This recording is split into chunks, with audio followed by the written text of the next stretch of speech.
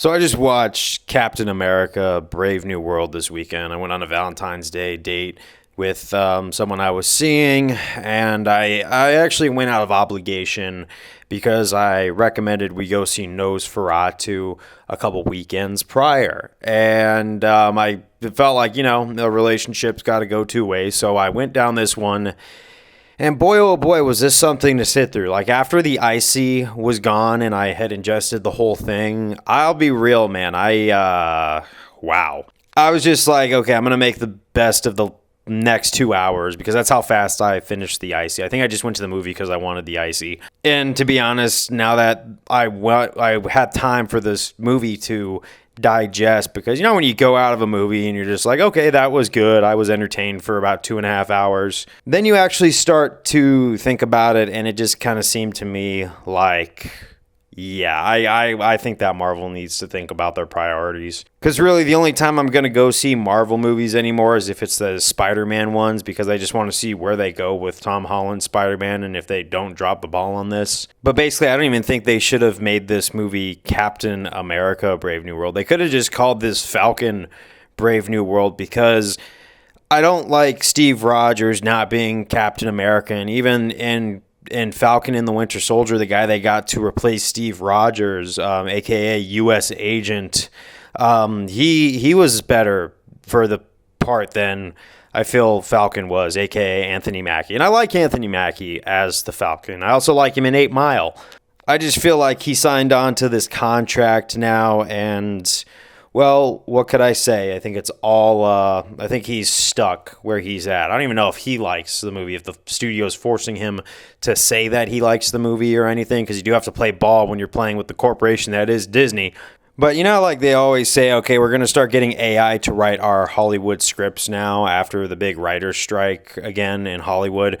I think they had AI writing beforehand. Like, they already had it ready to go where AI now writes their scripts. Because if I were to go into ChatGPT and type in, hey, how do I make a Captain America movie, except no Captain America, just the Falcon wearing Captain's gear, and then what we're going to do is we're going to have Hulk villains that don't need to be reintroduced because they have been long forgotten. And we'll put Harrison Ford as Ross, which honestly, I know that the original guy passed away, but I just don't think that this was a Harrison Ford role as much as it could have been. It felt like they could have gone for like J.K. Simmons or someone like that. Someone a tad more intimidating. But obviously they marketed the Red Hulk so much in this one, but he was in there for one scene, and it was a super underwhelming battle. And if you actually understand the comics, you will realize that Red Hulk has been nerfed beyond belief. He is not as much of a threat as he was in the comics, and the whole story that made Red Hulk what Red Hulk was has been completely shrunk down and minimized, and then they put him in jail at the end, and they don't do anything else with him.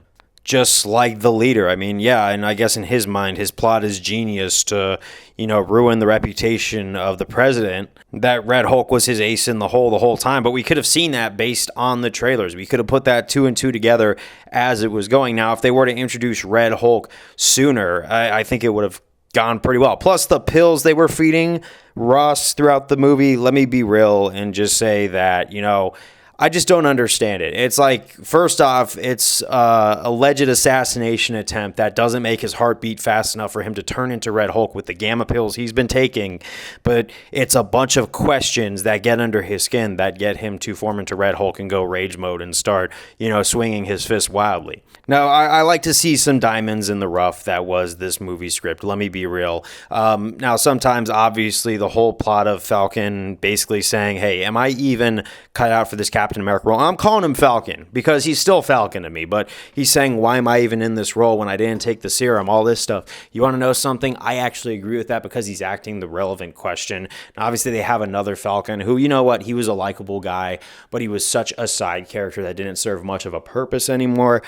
I don't even know why they casted this kid. And the whole plot about adamantium, I mean, it had its place in there too. I get that it was to rise in global conflict with Japan.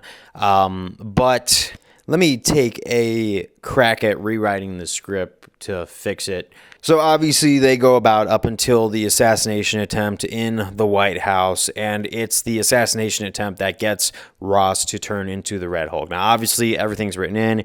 He wants to restart the Avengers. He's trying to be a better person because his daughter is, still kind of looking down on him after the events of the Hulk. Honestly, I don't blame him. But he becomes Red Hulk sooner and doesn't know where to do because he's being a walking target for the world, because we don't need another angry Hulk, because the green one finally tamed himself and became Professor Hulk. Thereby, as Ross isolates himself, he can see in first person just exactly what he was ignorant to what Bruce Banner was going through, that he had to experience what Bruce Banner went through to have a little bit more empathy for him and understand where he was going with this whole thing.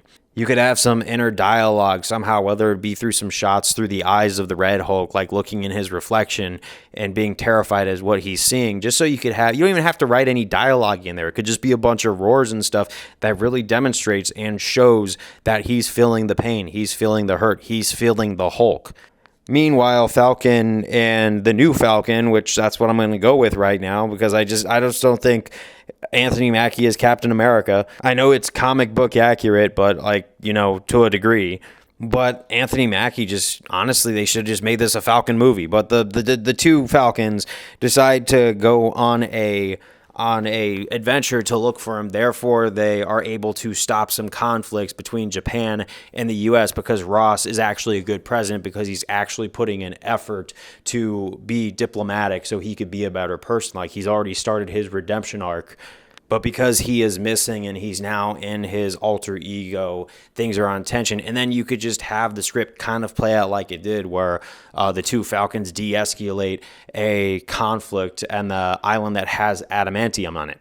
And then they find Ross, and then they end up curing him. And then, he isolates himself because he feels he needs to. He gets a full pardon, but he does realize for his safety he's living with the Hulk curse, and now he has to overcome it and makes peace with the fact that he has to go through the same thing Bruce Banner did.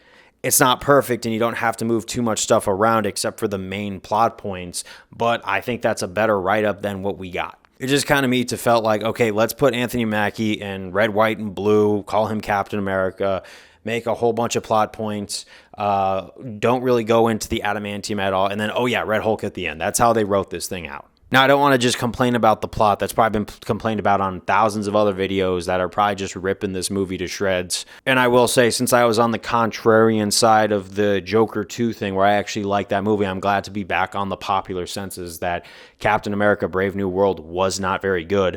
What is this a sign of? It is a sign that the MCU should have dialed way back after Endgame. I'm not saying they had to stop making movies, but they could have picked which movies to make, because these sequels like Doctor Strange and all the other ones that are sequels that don't really have much, the Ant-Man and the Wasp one, Quantumanium that a lot of people watched, they just seem underwhelming now that the finale is done. And I said so when this Endgame thing happened, and I wasn't making YouTube videos when Endgame came out yet, so I never really said anything, so nothing's on record for me. But bottom line, after I walked out of Endgame, I said, you know what, all things must come to an end. Now, obviously, I came back for the Spider-Man sequels, but I think being dragged to this for Valentine's Day just reminded me why I mainly checked out, because I haven't watched too many Marvel movies, and I don't feel like putting myself through a bunch of bad movies to make content about it. Maybe I should, but you'll have to explain to me where Marvel gets the financial incentive to think that these things are good ideas. Because a lot of these characters from the comic books that, I get that you can only fit so much into 2.5 hour long movies, but now that they're pulling things out that could have been introduced sooner from a comic book standpoint, it just seems like a lot of these sell points like the Red Hulk are just MacGuffins. But it just kind of shows that the heart and soul of Marvel is way past its prime. And now every now and again we get some gems. Like I said, Spider-Man Far From Home was incredible, but this is no Spider-Man Far From Home. In fact, honestly, I probably give this movie a 5 out of 10 because I was entertained for a couple hours, but now that I've digested the plot overall, just wow. I think it's time to really reassess your priorities before you move forward, but that's what I gotta say. I'll see you guys later. Peace out. Happy Valentine's Day once more. Cheers.